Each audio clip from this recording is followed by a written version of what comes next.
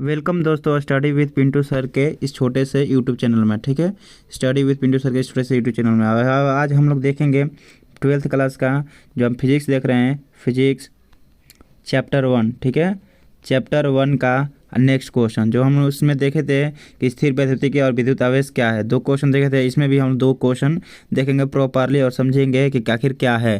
तो आप इस वीडियो पर पहले बार आए हैं इस चैनल को सब्सक्राइब करें। आपको पता है इसमें 10th से 12th 9 से 12 तक बिहार बोर्ड का कंटेंट मिलता है, Hindi English other all subject इसमें मिलता है नोट्स के साथ। अगर आपको ये नोट्स चाहिए तो कमेंट बॉक्स में PDF लिखिए, इसमें निःशुल्क है, नो की कोई भी पैसा नहीं लगने वाला है। ठीक है, तो इसको कमेंट कीजिए, बाकी आपको नोट्स मिल जाएगा। तो हम इसमें फिजिक्स देख रहे हैं, उसके बाद अभी केमिस्ट्री शुरू किया जाएगा। तो उसके बाद देखते हैं कि आखिर विधुन में क्या है। ठीक ना, पहला इसमें क्वेश्चन क्या है विधुन में, जो कि हम देख रहे हैं कि जो पहला पार्ट है स्थिर वैद्युतिकी और आवेश। ठीक ना, उसका हम देख रहे हैं फिजिक्स 12th क्लास का। चलिए पहले क्वेश्चन देखते हैं क्या है। क्वेश्चन है विधुन में क्या है। ठीक ना, वैसे आवेश जिनमें आकर्षण का गुण आ जाता है उसे विधुन में कहते हैं। विधुन में समझ आता है जिसमें आकर्षण का गुण आ जाता है, जैसे ठीक है ना, जैसे चुंबक हो गया उसमें आकर्षण और आकर्षण करता है, उसको क्या कहते हैं हम लोग विधुन में। जिसमें क्या कहता है, जिसमें आकर्षण का गुण, किसी भी चीज़ में आकर्षण गुण है उसका क्या हम लोग विधुन में कहेंगे। ठीक है, उसके नेक्स्ट देखेंगे क्वेश्चन क्या है, घर्षण विद्युत क्या है। ठीक है, घर्षण विद्युत क्या है, इसे स्थिर वैद्युतिकी क्यों कहा जाता है, इसे स्थूल वैद्युतिकी क्यों। पहला क्वेश्चन है घर्षण विद्युत, बताना कि घर्षण विद्युत क्या है।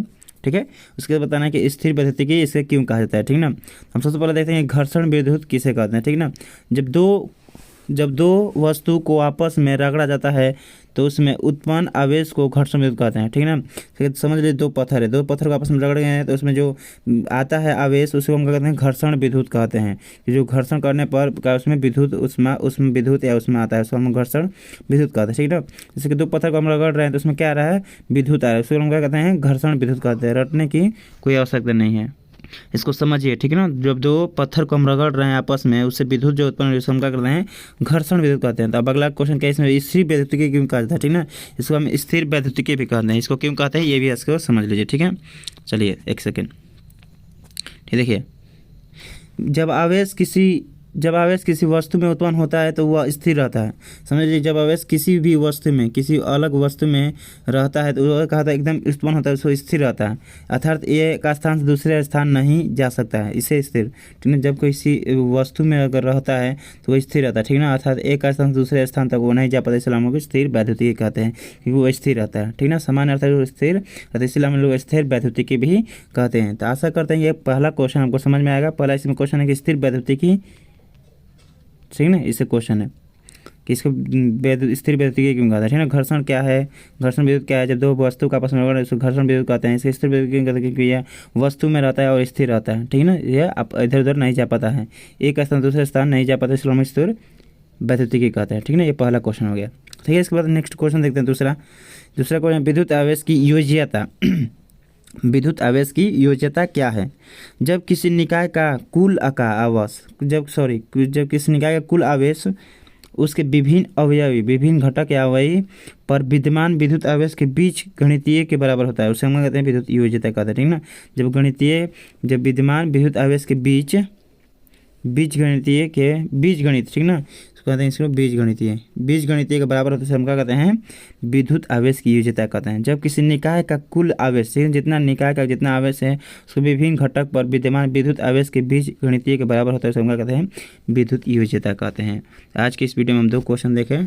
फिजिक्स 12th क्लास का पहला क्वेश्चन क्या है, पहला क्वेश्चन घर्षण विद्युत क्या है। घर्षण विद्युत क्या है समझ लिया, घर्षण विद्युत उसे कहते हैं जिसमें 2 पत्थरों को आपस में रगड़ा जाता है तो जिसमें उत्पन्न होता है घर्षण, उसको हम घर्षण विद्युत कहते हैं।